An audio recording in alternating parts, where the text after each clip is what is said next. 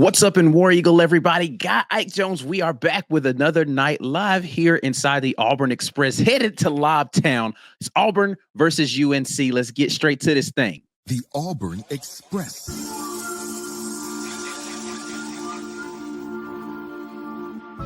You are now listening to The War Report, Lobtown Podcast.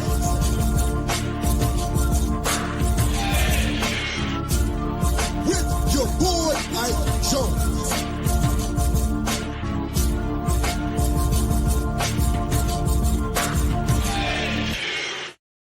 Yes, indeed. Lobtown, Auburn Express. Ike Jones in here talking a little Auburn versus North Carolina as they are set for the semifinal of the Maui Invitational. Of course, unless you've been living under a rock as an Auburn fan, you know Auburn in thrilling fashion took down Iowa State last night. Now the next task is the number 12 team in the nation, the North Carolina Tar Heels. Auburn is coming into this game as a 3.5 favorite, according to Vegas. Let's take a look at the head-to-head for Coach Bruce Pearl's 5-0 now. Auburn Tigers taking on Hubert Davis squad from North Carolina. That is 4-1 on the season. Auburn scoring 86.4 points per game. North Carolina scoring a scorching 93 points per game so far this season. The Auburn defense holding teams under 64 points, just south of 64 at 63.6 points per game, 76.4 points per game for North Carolina defensively, 53 just south of 54% there for the field goal percentage for Auburn. North Carolina not shooting great, 48.4% in comparison. The rebounding edge slightly in favor of North Carolina at 38.6, where Auburn is grabbing 37.4. The assist in favor of Auburn at 18.2, 15.6 for North Carolina. We'll come back to that assist number here in just a minute. Blocks per game in favor of Auburn at 6 per game, where North Carolina only at 4.6. And then steals in favor of North Carolina at 7. Auburn is 6.4. Favorite in the ESPN matchup predictor right now at 59.3% towards Auburn as well. So both Vegas and ESPN predict an Auburn victory in this one. This North Carolina team had a task ahead of it last night, similar to Auburn, where they had to come back versus Dayton. And it was a hard fought battle for them, double digits, down more than 20, same kind of situation as Auburn, and had to come back late in that game. So a lot of emotional energy exhausted on both teams last night. No update right now as to the health of Chad Baker-Mazara, but he said last night after the game that if he could walk, he was going to attempt to play. So I'm going to take him at his word that he's going to be playing tonight with that in mind. But it's going to definitely be a situation where Auburn is going to need to get some people who are reserves in this one that didn't play. You might see the entrance of Ja'Kai Howard a little bit to get some minutes in this game, but you're going to need Miles Kelly to play big minutes again tonight, more than likely, and probably get some more minutes from Chris Moore in this game as well. When you look at the stat leaders for both of these teams, you have Janai Broome in points, rebounds, and blocks for Auburn. The assist leader, Denver Jones, who's been playing a lot of point guard this year, is leading Auburn in assists. Chad Baker-Mazara now the leader in steals for Auburn after last night's game. You've got the score there for the leading scorer there, R.J. Davis for North Carolina. Withers is the leader in rebounds, the center. Elliot Cadeau, the assist leader, the starting point guard there for North Carolina. He is also the leader in steals for the team currently. And then Powell, the power forward there, is the leader in blocks coming off of the bench for North Carolina. So this is a team, I said I was going to come back to that assist number, that really their guards are the ones that are going to get out there and they're going to make it happen for them. The top 3 scorers for this team are the 3 guards, and they are the ones that you have to shut down.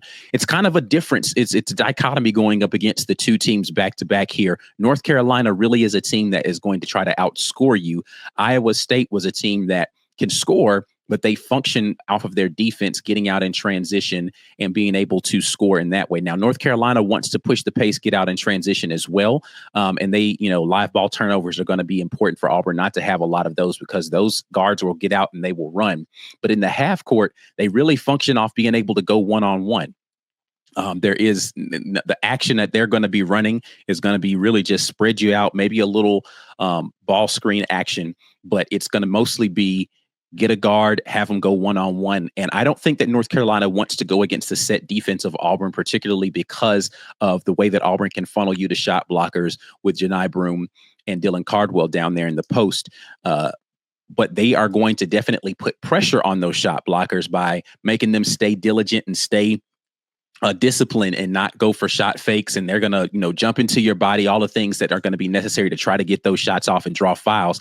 That, to me, is going to be the key in this game for Auburn. Can the Auburn front court remain out of foul trouble, stay out of foul trouble in order to continue to have the advantage that they do have, in my opinion, on the interior this year? Without a guy like Armando Bacot, North Carolina doesn't really have a dominant big specifically offensively. So this game is running through those guards, and they have three very dynamic guards there for North Carolina. When you look at the potential starting lineups for both teams, Cadeau, Davis, and Trimble all can light it up from the perimeter. They can all get to the line. They can all drive and get to the bucket. They've got the medium range game. Trimble, to me, RJ Davis is the guy that everybody talks about because he is the leading scorer. He's going to take the most shots per game. He's the guy that's been there and done that for the last few years here for North Carolina. But for my money, Trimble is the best guard, or he's the off guard there playing at the small forward on this team. So the matchup between him and a now not 100% Chad Baker-Mazar are going to be interesting. They're probably, again, going to try to switch Miles Kelly and put him out there. But how they're going to play defense against North Carolina, I'm going to be very interested to see how they decide to play these very dynamic guards, particularly when you have a guy like Chad Baker who might not be 100% able to move around the way he needs to be able to guard on the perimeter. Are they going to play a little bit more zone? And then when they get into the bench, guys like Tahad Pettiford coming in and JP Pegues coming in, being able to stay in front or at least funnel them effectively to shot blockers is going to be something that's going to be a high priority for this Auburn team in this game. Of course, Janai Broome had the cramps issue in the game versus Iowa State. Cramps is not something that's going to be a lingering issue, but you do wonder about how much fatigue is going to be happening with these teams. And this is why the depth of Auburn is going to be so important. So I'm going to be interested to see how sloppy this game is. Be on the lookout, alert early for a sloppy game in this one. Guys playing a little bit more tired than normal. Having exhausted a lot of energy in those big comebacks that they had to have. You saw, again, Janai Broome with the cramps issue, Chad Baker-Mazar getting hurt in that game. Guys playing heavier minutes than they're accustomed to playing in the person of Janai Broome and Miles Kelly, even though Miles Kelly, an interesting one. We'll talk about him in a second, but Miles Kelly playing heavier minutes because Chad Baker was hurt and because Chaney Johnson was in foul trouble. He had to play him a few additional minutes than what you're accustomed to, and still not really getting the minutes from Ja'Kai Howard because he's still, trying to serve out his time and trying to make sure that he has the best interest of the team at heart. So, but again, I think you might see a little bit of Ja'Kai Howard tonight. Circling back, though, to the person of Miles Kelly. Miles Kelly is familiar with this team, playing at Georgia Tech the last few seasons. He's gone up against this team, and they are very familiar with him. Miles Kelly's played some very good games versus these North Carolina guards in his career. So it's going to be interesting to see the back and forth between those guys that are familiar with him, and he's familiar with lighting them up. So I'm looking for Miles Kelly to really be a focal point of the offense tonight in ways to be able to get to his shot. He showed his ability to be creative and get away from just being a turn and shoot guy from the three and really, get to the bucket. He is a true scorer. He's been a shooter so far at Auburn, but he's absolutely a 3-level scorer. He can step up and hit the mid-range shots. He can get all the way to the rim, and he can finish around the basket because he's tall enough to be able to do that sort of thing at 6'6". So looking for Miles Kelly to have a big game tonight.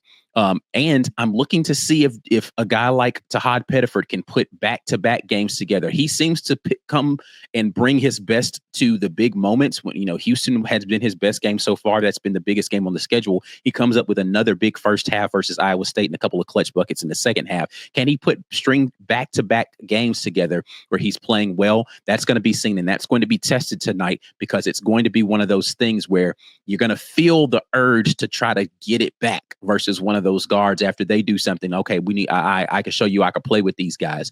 And I know that Tahad's got that kind of dog instinct in him to be like, all right, yo, I'm finna, he's a New Jersey kid. Most of those guards from North Carolina are actually New York guards. So, I mean, that New York versus New Jersey type of thing. Going to be interesting to see how those competitive juices start to get going during the game, and whether or not Tahad Pettiford can raise his level of play to be able to do that without trying to overdo it and feel as if he's got to put on a show. But I am looking forward to seeing him put on a show. Those are going to be the two guys that I'm looking forward to the most tonight, to see how they're going to be able to perform offensively, especially if Chad Baker's not going to be 100%. How are they going to supplement the scoring that he's going to bring to you in that situation?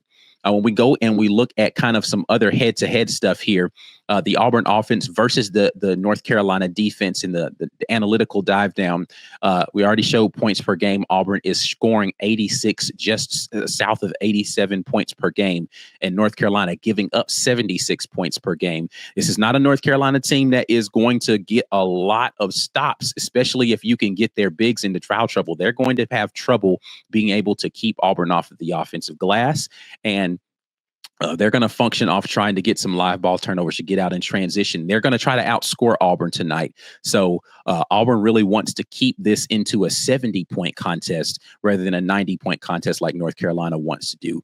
Free throw percentage, Auburn shooting a decent percent, North Carolina giving up a decent free throw percentage. The 2-point percentage is what's impressive for Auburn so far on the season. Having played two teams that are in the top 5 in defensive efficiency, they still are shooting a 68.4% from 2.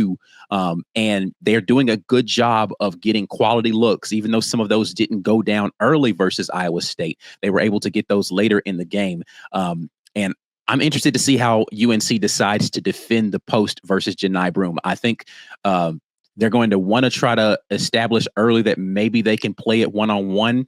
I don't know that that's going to be a winning proposition, but I think that they're going to try to do that to prevent Auburn from getting going from 3. They're going to try to see if they can stop Janai one-on-one. So if Auburn notices that early, look for Janai to have a big first half. 3-point percentage, Auburn shooting just north of 36%. And North Carolina's giving up a healthy 3-point percentage to their opponent so far this season at 35.3. The effective field goal percentage, again, Auburn blistering at 62.2. North Carolina doing a good job of keeping people just south of 50. But again, that's nothing in comparison to the teams that they've played so far this season that have allowed closer to 40% in effective field goal percentage. So Auburn's going to get the looks tonight. Do they have the legs to be able to put those through the bucket and make sure that they can continue to put pressure on North Carolina to get stops? Because, again, this North Carolina team is going to want to get out there, and they're going to want to run, and they're going to be putting up volume shots out there. When you flip it over to the other side and talk about the Auburn defense versus the North Carolina offense, 63.6% is what you're looking at for Auburn giving up versus, again, the 93 points per game that North Carolina is having in these games so far this season, through the first 5. North Carolina shoots free throws well. So again, the foul situation is going to be something that Auburn needs to stay out of that bonus, because they're going to continue to get relentless and go downhill and try to earn trips to the free throw line, and they shoot a good free throw percentage, particularly those guards out there. From 2, they're doing well at 55.8, and from 3, they're shooting it well at 35.7. Auburn only allowing 41.2, so similar to those two teams I talked about that have the really good defenses out there. Auburn doing a good job of making tough twos a thing for teams, and they're shooting lower than 45%. Overall effective field goal percentage down at 42.3 for Auburn's defense. North Carolina up above 55% in total. So again, from a statistical analysis, Auburn has the better defense here. The free throw shooting is going to be crucial in this game, I think.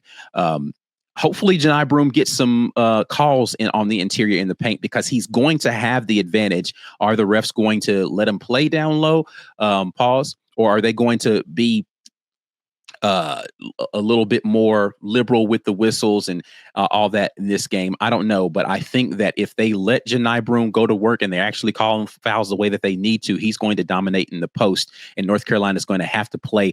I expect to see some zone tonight from North Carolina to force Auburn into getting to a little 3 happy and trying to take away the interior.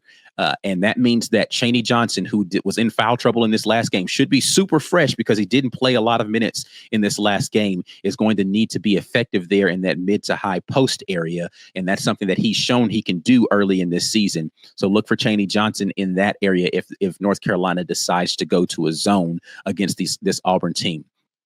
So Auburn's going to need to be patient with their offense, even if they're not in zone, and not get too caught up in shooting threes that North Carolina will give you, right? They're going to give you the threes, and teams have been shooting a high percentage, but don't fall in love with it, even if it's going your way, especially if it's not going your way. Find ways to get to the rim, get to that mid-range, and get yourself a little bit more effective shots out there. It's going to go here to the comment section really quickly in here with my green name gang and see what you guys are talking about. Appreciate everybody jumping in here with me. This game starts at 10 p.m.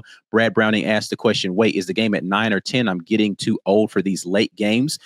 This game is going to be at 10 p.m. tonight.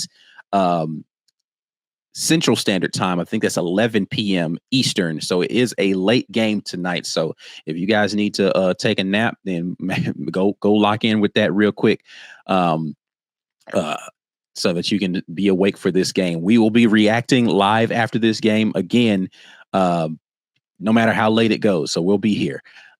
Tim the Toolman says, great time for Auburn to get a win. The world is laughing at UConn. Listen, man, this UConn team has not been able to close out so far in this Maui tournament, but hey, they're still going to be a good squad. They just have to figure out these new pieces. And Auburn's doing well early in the season, but it's a long season, right? Like I caution people against, feeling like Auburn's not going to lose any games because they're doing well against good teams early. You could still lose, and Auburn's had to make some pretty major comebacks versus these teams. It'd be nice to see Auburn get a wire-to-wire situation where they're controlling this one the entire time. You already see, though, that this North Carolina team is not going to be out of it just because you get an early lead. You're going to have to put them away. This Auburn team's better defensively than that Dayton team is overall. So you don't expect that if Auburn gets out to a big lead that they're going to surrender it. But again, those guards for North Carolina can flat out shoot the basketball. So don't rest on your laurels if you're Auburn and the fans tonight. Make sure we're playing a full 40 minutes out there. Anthony Rudd says need a big game from Chaney tonight. I agree with that. Just said as much a minute ago. I think that Chaney, because he didn't play heavy minutes last night, is going to be called upon to get some big minutes out there and play big tonight for Auburn. So looking forward to seeing what he does. Anthony Rudd comes back and said Cadeau and Pettiford played a little AAU ball together. So, yeah, listen, I think that there's going to be a little bit of competitiveness amongst those guys because they came up in the same kind of circuit up there in the upper Northeast. So I think that's going to be interesting to see how those, I won't say rivalries, but those competitive fires get stoked during this game. Let's see here. Virginia Double Dribble says, do you see us continuing to start Denver at point and Miles at the 2? I think that that's a safe proposition. I don't think that if you noticed last game, and I meant to go back and look at this because I did rewatch a bit of this game, not the entirety of it. Todd Pettiford didn't play a lot down the stretch after he made that ill-advised advance pass trying to hit Janai over the top. He didn't play a lot of minutes after that in the game. I think that is one of those things where Coach Pearl is valuing those possessions a little bit, well, not a little bit, very highly. And so I don't think Tahad's ready to be your starting point guard just yet. Denver Jones is still trying to figure out how to be that guy, and JP Pegues, has not really rounded into form yet. So I do think that for the time being that's going to be the starting lineup until either JP figures out how to get into the flow of this offense a little bit better, or Tahad matures a little bit more so that he can start to do that and you can move Denver to that off guard a little bit. But I do think actually Tahad functions better as the off guard. The high pick and roll stuff that he does and stuff that he do where they're bringing him off those staggered screens works really well for him. But that doesn't mean he has to be the point guard or the guy bringing the ball up floor every time. I think they want to look to the more veteran guys to do that one on a consistent basis. Richard Wentland says, I'm glad we won last night, and I love Broom for all his effort, but don't want to see that young man out there taking 5 threes tonight. If they're open, I say Janai Broom, take the threes, man. I don't want him to force the threes there. He's better when he's not hesitating and just letting it fly, but he's also better when they're coming in the flow of things, right? Like not one of those late in the clock, let me just, jab step a couple of times, then let it fly. It's more of rotation, step into it and let it go. Hopefully he takes those, but I'm okay with Janai taking 3 or 4 of those a game, as long as they're within the flow of the offense. Brad Browning says, FFS, which I know what that means. Please stay out of foul trouble. And if CBM gets significant minutes, he has to play discipline. Discipline is going to be the name of the game for this entire team. TK says Tahad getting more minutes. He probably will play some more minutes tonight. Again, portion of Coach Pearl, I think, taking him out of the game was he was trying to get to the guys that he knew was going to bring it home defensively at the end of the game in Denver Jones and Chad and Miles Kelly, and they needed those guards out there to be able to do that. Tahad's going to be a guy that I think is going to need, you're going to need his offensive punch tonight. So I am looking forward to seeing him playing some heavier minutes tonight, because there is still one more game, win or lose, that Auburn still plays one more game. So you're going to need to have a mixture of some guys that maybe didn't play heavy minutes last night, play those minutes tonight. Let's see. Brad Browning jumps in and says, Denver looks decent, not really a whole lot of drop off from what we've seen from Trey and KD the last couple of years. He's played well. Denver is a better scorer than either of those two guys are. And he is a phenomenal defensive player. I won't say he's better than either of them, but he definitely is a lockdown. He's taller, so he presents a more of a problem for those perimeter guys. KD is a little, and Trey really are tenacious defenders. They're kind of more physical guys. In Denver, I don't want to call him finesse, but he plays with his feet more so than he does with his physicality and upper body, which allows him to be in better position to play sound defense than those guys are. So I love what Denver Jones brings to that point guard position. He is not the playmaker that I think Trey Donaldson is, right? Like you just don't, Trey Donaldson just makes plays a little bit better. But he absolutely is, I think, overall just a better scorer. So he brings a more rounded, he brings a more rounded game to the position. Let's see here. One more from Virginia Double Dribble says, if JP or Tahad goes to point, Denver or Kelly at the 2. So I think that you likely will see Denver Jones remain in the starting lineup if he is not the point guard. So that would mean that Miles Kelly likely rotates over to the bench. But I don't foresee Denver losing that starting point guard position unless he gets turnover prone, just because the scoring punch that you get from Miles Kelly is something that I don't think that they are worried about. Whether, like, that early in the season when they first started, I was like, okay, well, who's going to be your scorer off the bench? Tahad seems like he's been handling that very well. And Chaney Johnson has actually been giving you some good minutes off the bench as far as scoring is concerned. So I don't think that they're as concerned with scoring in that second unit to have a lead scorer coming off of that.